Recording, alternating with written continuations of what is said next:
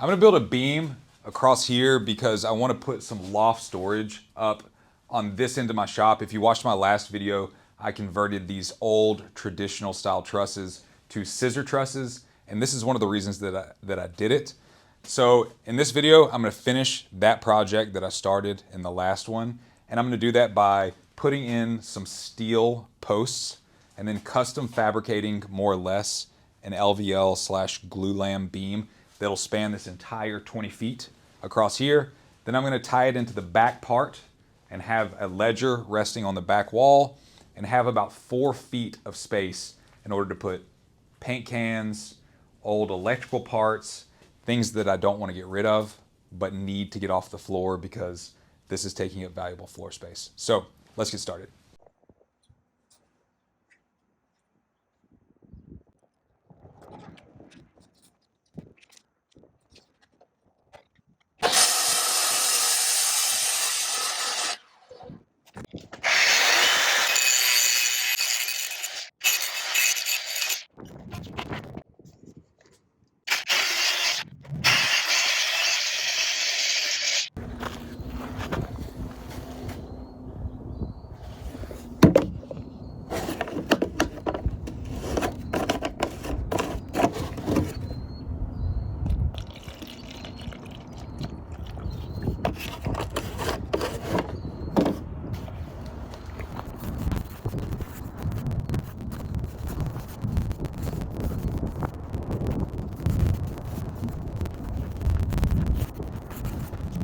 So now I'm making the posts in order to actually hold up the beams, and I have these kind of custom CNC plasma cut pieces that the pipe will go through here, and then this will bolt directly into the concrete or actually into the beam on the top. So I'm gonna put one on the top, one on the bottom, and I'm welding them all the way around with a nice fillet weld on the pipe.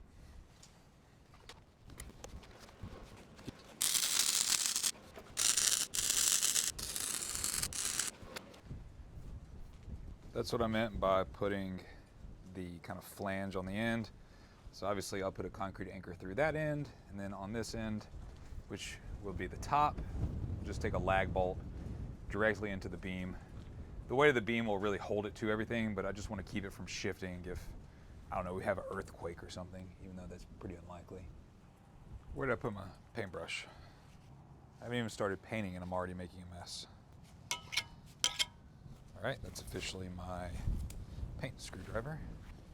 I've painted a lot of this pipe and made a lot of fence out of it and everything else. And I've had really, really good luck using this like performance enamel or something similar.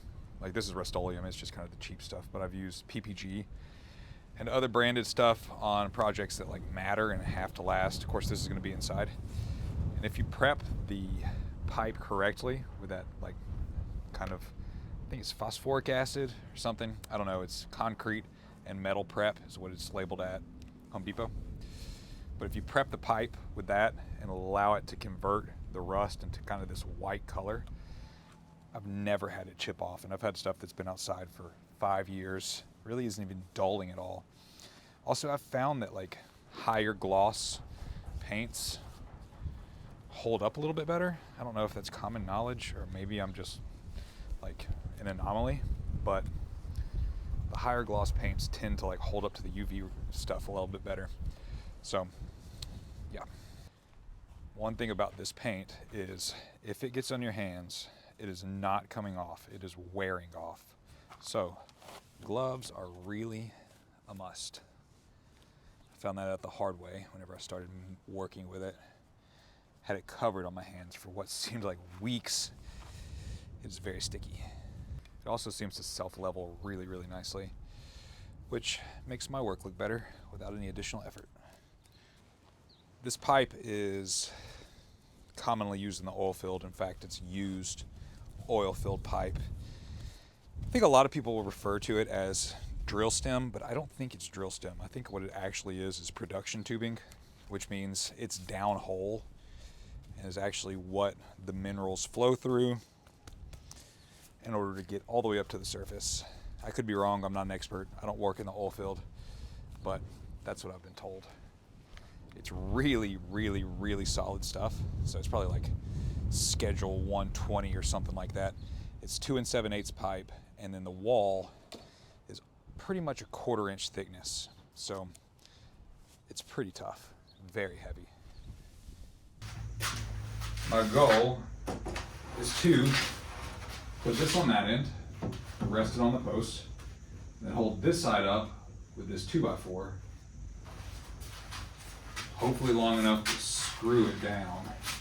Really, I could drop the 2 up there. I don't want to drop this post. It's very heavy. So this is not going to work.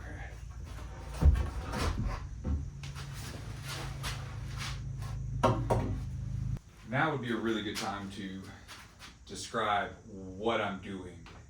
And really what I'm after is not having to bring a like 20-foot beam in here and try to get it into place. That seems pretty much impossible, especially by myself. And I don't really want to ask for help, I guess.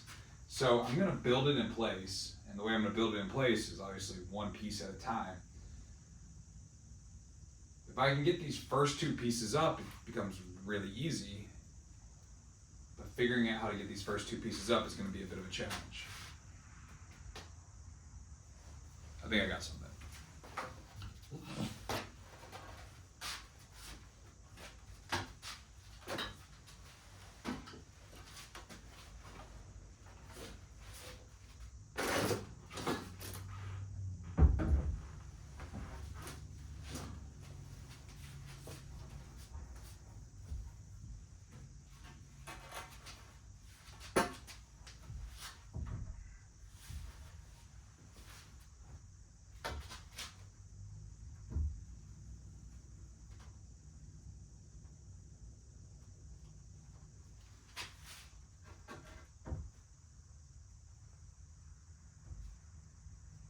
Don't come crashing down on my head.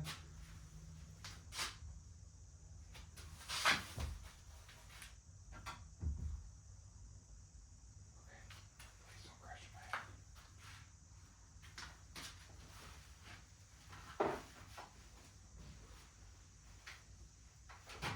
This is a really bad idea.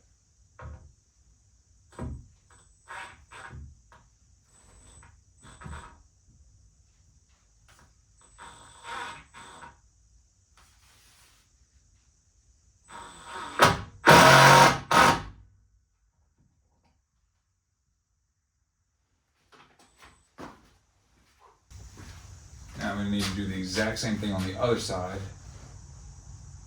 while also keeping it level. I have to think about how to do that. So now I have significantly enhanced the security of this situation by putting in screws on the top of this kind of support stud.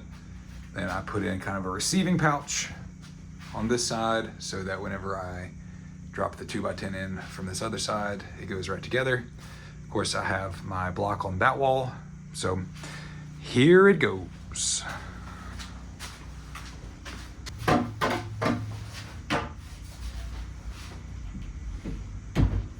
This is really one of those things you shouldn't do unless you're recording.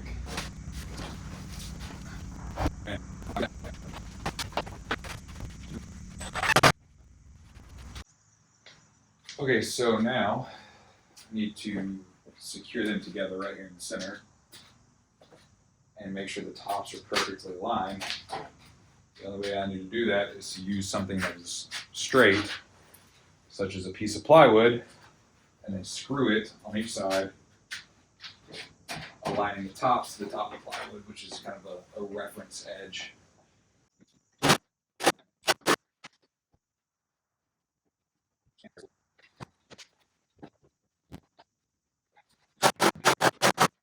Now that the beam is up, I went ahead and off camera, put in the plywood all the way down this side.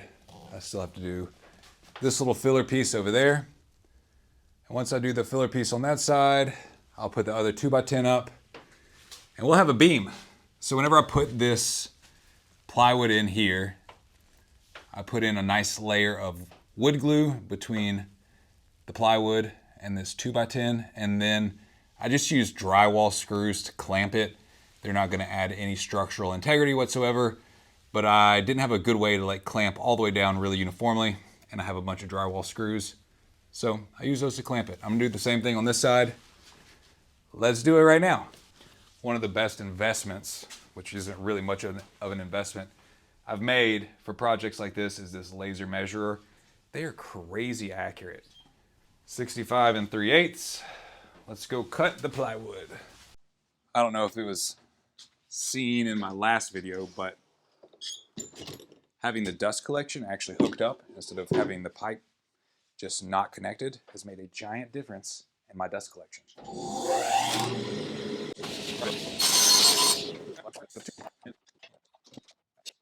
All right, so I test fit it.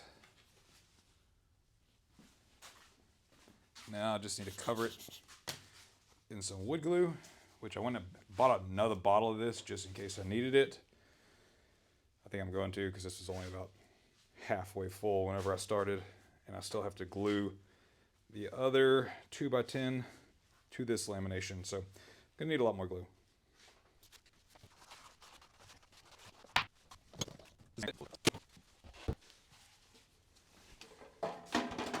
Now I've just been using a couple of brad nails to hold this thing tight, or to keep it from moving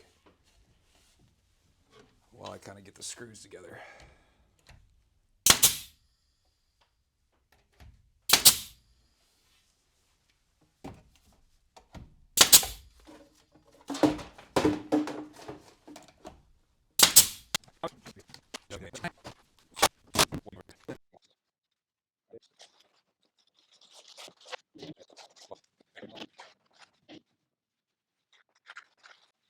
Oh no.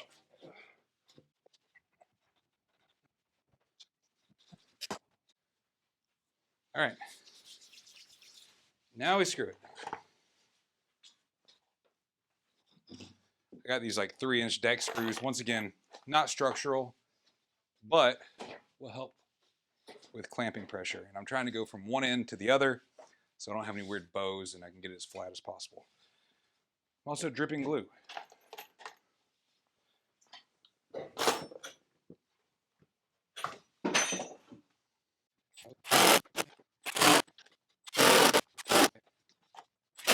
Now would be a good time to explain that I'm fully overlapping the center joint with this back 2x10 by 10 so that there's a maximum distance possible between the center joint and then the joints on the back, so that failure is less likely to occur, because all of the weight on the beam in the center is going to be pushing down, putting the top into compression and putting the bottom into tension, and this should counteract the tension forces fairly well since the overlaps are very, very wide.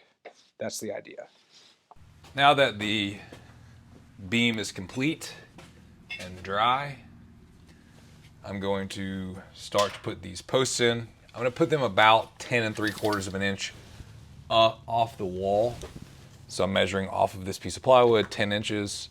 I'm just going to mark right here.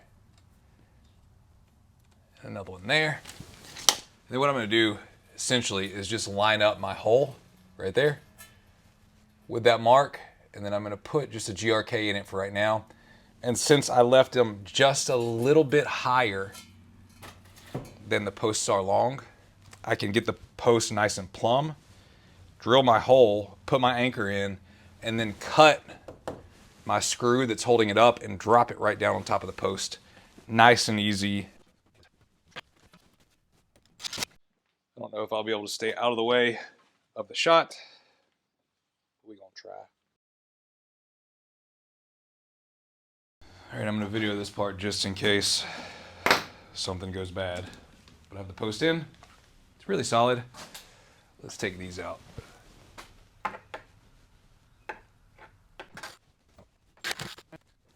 So far, so good. Today is the day we knock this bad boy down.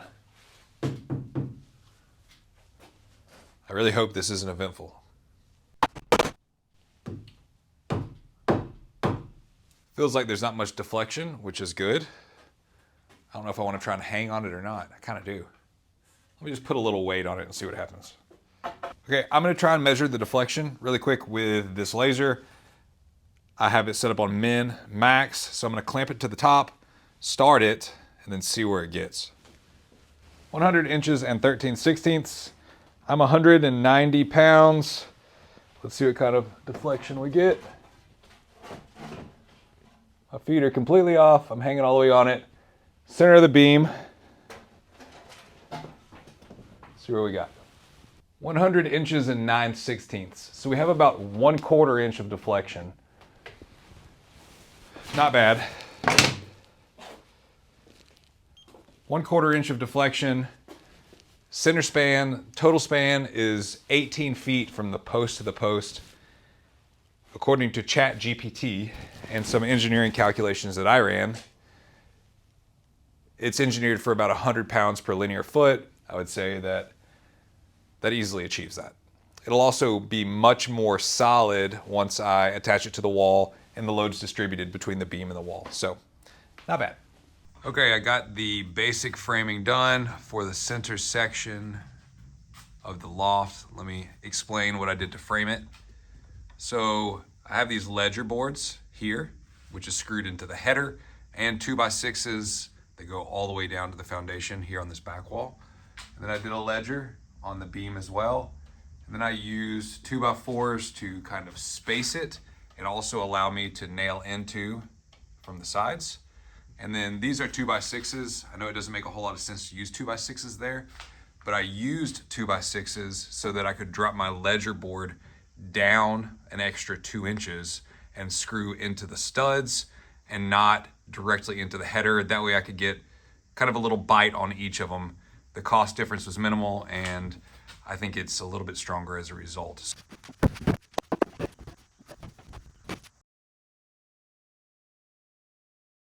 Now that the loft is done, which I am thrilled about, and I will probably be organizing on for a very long time, the last part of this video that I would like to get done is getting my dust collector routed appropriately. I kind of janked it all together, and now I would like to get it mounted with the main stem along the walls, kind of the main trunk along this wall, and then routing out to there. I really only have 2 dusty machines, the bandsaw and the table saw, so this will be pretty straightforward. But one of the unique things I did with this dust collector was it doesn't have a filter, it doesn't have a bag, it doesn't have anything like that. I just routed it outside. I don't produce that much dust. My neighbors are a really long way away, and this is 100% as efficient as it possibly could be because there's nothing restricting the airflow.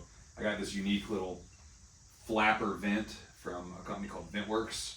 Put it in the window, stuck it in. There's a magnetic flap on the outside that opens pretty easily with some air pressure. Whenever I turn the dust collector on, it opens up. So now I just gotta mount the main trunk, how I mentioned, and figure out how I'm gonna do that.